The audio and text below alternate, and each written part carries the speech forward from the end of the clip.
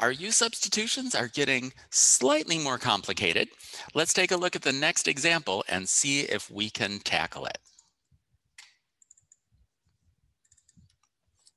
All right, so this time, this isn't a trig function. This is going to be an exponential function.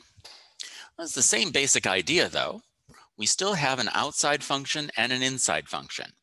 Our inside function this time is 3x. So let's let u equal 3x.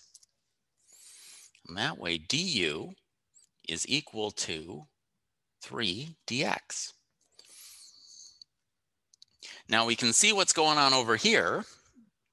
And so I know that I don't have a 3 dx over here, but I do have a 5. So not only do I not have a 3, I have something instead of the 3. All right, so this is not going to be a huge deal. I'm going to do the same step I did before. Since I can't substitute out 3 dx, I'm going to divide both sides of the equation by 1/3. So 1/3 du is equal to dx. And now I'm going to do the substitutions as much as I can. So the 5 stays 5. E to the 3x becomes e to the u. And then dx becomes 1/3 du. All right, now I'll clean this up a little bit by multiplying those two constant terms together. So that'll give me 5/3 e to the u du. And where do we go from here? Once again, we've got this constant term inside the integral. And so I want to move that outside. And when I do that, inside the integral, now I've just got e to the u du, which I do know how to find the antiderivative of. What is the antiderivative of e to the u? It's its own antiderivative.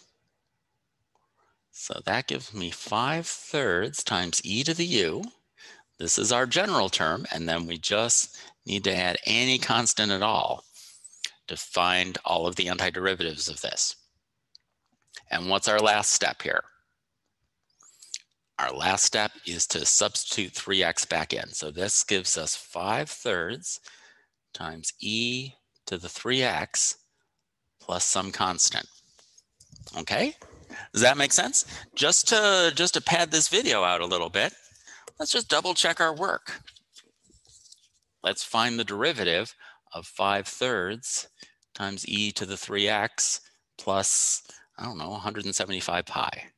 I'll just put in some constant there. All right, so to find the derivative of this, I'm going to set my constant term off to the side here.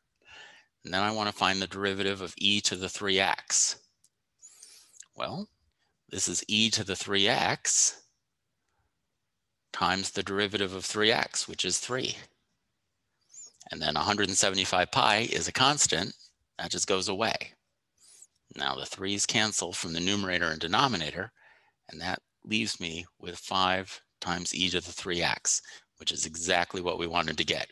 So since the derivative of this is equal to this, that tells me that I can feel really confident about that steps that I went through to find that problem.